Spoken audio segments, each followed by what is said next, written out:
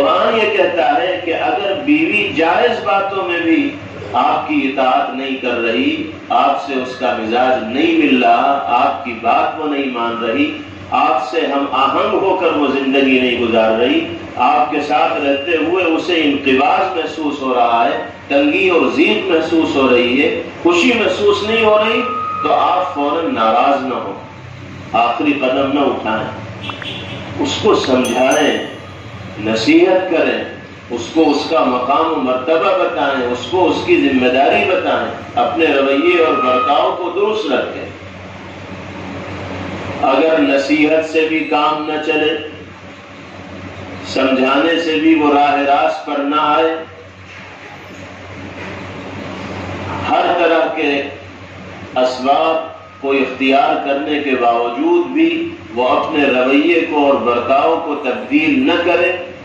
تو دوسرے قدم کے طور پر قرآن یہ کہتا ہے کہ اب آپ اس سے اتنی دوری بنا لیجئے کہ اپنا اور اس کا بستر الگ کر لیجئے۔ زبان کھولنے کی اجازت ابھی بھی نہیں دی گئی، سختی کرنے کی اجازت ابھی بھی نہیں دی گئی، نرمی کے ساتھ ہی معاملے کو سنبھالنے کے لیے کہا جا رہا ہے کہ نصیحت سے اگر معاملہ قابو میں نہیں آ رہا ہے تو بستر الگ کرو۔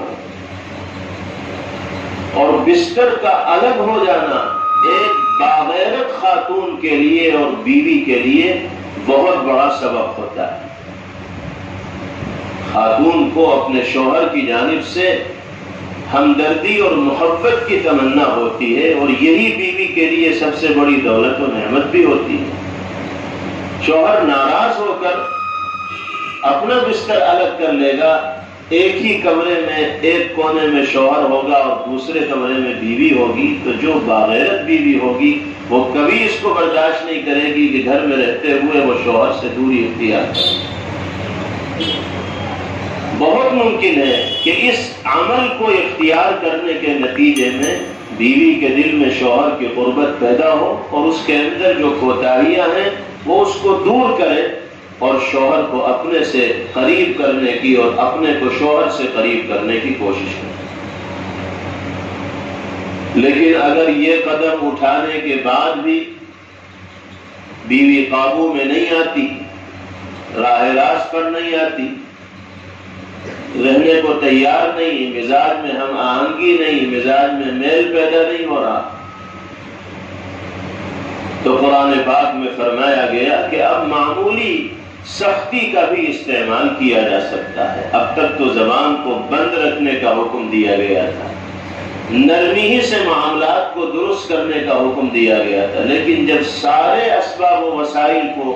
اختیار کرنے کے باوجود بھی گاڑی راستے پر نہیں آ رہی ہے، تو پھر تھوڑی سی سختی کو بھی اختیار کیا جائے۔ لیکن سختی کا مطلب یہ نہیں ہے کہ ڈنڈا اٹھا کر مارنا شروع کر دیا، یا ہاتھ اٹھا کر کہیں بھی مارنا اور پیٹنا شروع کر دیا۔ سختی کا مطلب یہ ہے کہ لگام کو ذرا کھینچا جائے۔ یہ تو نرمی سے انسان قابو میں آتا ہے یا معمولی سختی کے ذریعے قابو میں آتا ہے، لیکن اس سختی کا ہرگز یہ مطلب نہیں ہے کہ کسی کی تحقیر کی جائے، توہین کی جائے، کسی کی عزت نفس کے اوپر حملہ کیا جائے۔ یہ بھی ایک علاج کے طور پر ذکر کیا جا رہا ہے کہ آخری درجے کا علاج یہ ہے کہ اگر نرمی سے بات نہیں بن رہی تو ذرا سخت لہجہ اختیار کر کے، معمولی سی ضرب کو اختیار کر کے حالات کو درست کرنے کی کوشش کی جائے۔ یہ ہے 3 اسٹیپ۔ اس کے بعد بھی دروازہ کھلا رکھا گیا کہ اگر ان 3 قدموں کو اٹھانے کے بعد بھی حالات نارمل نہیں ہو رہے تو اب اگلا مرحلہ ہے جس کو اگر تیسرا قدم اٹھانے کے بعد بیویاں تمہاری بات ماننے لگے تو اب پرانے جھگڑے زندہ مت کرنا اور پرانی باتوں پر تانے مت دینا کہ تو یہ کرتی تھی، تو یہ کرتی تھی، تو وہ کرتی تھی۔ اگر وہ بات ماننے لگی تیسرا قدم اٹھانے کے بعد بھی تو اب تم حالات کو نارمل کرو، بھول جاؤ پرانی باتوں کو، گڑے مردوں کو مت اکھاڑو، اس لیے کہ پرانی باتوں کو پھر زندہ کرو گے تو جھگڑا پھر پیدا ہو جائے۔ قرآن کہتا ہے کہ اب ان کے خلاف کارروائی کا کوئی راستہ تلاش مت کرو،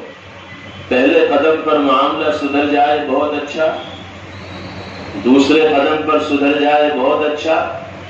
دوسرے پر نہ سدھرے تو تیسرا قدم اٹھا لو، اس کے بعد معاملہ سدھر جائے تو بہت اچھا۔ جب بھی معاملہ سدھرے تو پرانی باتوں کا ذکر مت چھیڑو، اگلی زندگی کو خوش و خرم گزارنے کی کوشش کرو اور فکر کرو۔ اگر ان 3 قدموں کو اٹھانے کے بعد بھی معاملہ حل نہیں ہو پا رہا، نصیحت بھی کر لی گئی، بستر بھی الگ کر لیا گیا، تنبیہ بھی کر لی گئی، لیکن بات قابو میں آئی نہیں رہی ہے، تو اب قرآن یہ کہتا ہے کہ دونوں جانب کے پنچوں کو بٹھاؤ، شوہر کی طرف سے اس کے قبیلے اور خاندان کے جو ذمہ دار لوگ ہوں ان کو جمع کرو، اور بیوی کی طرف سے اس کے قبیلے اور خاندان کے جو ذمہ دار لوگ ہوں ان کو یکجا کرو، اور دونوں میں سے ایک ایک کو حکم طے کر لو۔ شوہر کی طرف سے ایک حکم ہوگا، بیوی کی طرف سے ایک حکم ہوگا، اور یہ بات طے ہوگی کہ بھئی بات سب کے سامنے کی جائے گی اور فیصلہ ان کا مانا جائے گا۔ قرآن یہ کہتا ہے کہ اگر دیانتداری اور امانتداری اور واقعتاً اصلاح کے جذبے کے ساتھ دونوں جانب کے پنچ بیٹھ کر معاملات کو سدھارنے کی کوشش کریں گے تو اللہ کی مدد ان کے شامل حال ہوگی اور حالات درست ہوں گے، تلخیاں اور رنجشیں دور ہوں گی اور دونوں کی زندگی خوشگوار طریقے سے گزرے گی۔ اگر پنچوں کی یہ محنت بھی رائے گاہ ہو جائے تو پھر آخری درجہ علیحدگی کا ہی ہے۔ جب ساری کوششیں کر لی گئی اور کسی طرح نباہ نہیں ہو پا رہا ہے تو پھر آخری درجہ علیحدگی کا ہے کہ شوہر اپنی لائن الگ متعین کر لے اور بیوی اپنی زندگی الگ متعین کر لے۔ اب دونوں کو علیحدہ ہو جانا چاہیے کہ اگر خدا نخواستہ زوجین کے درمیان ناچاکی، تلخی اور رنجش کی نوبت پیش آئے تو ان کو اس چارٹ کے مطابق اقدامات کرنے ہیں، پہلے ہی مرحلے میں آخری قدم نہیں اٹھانا۔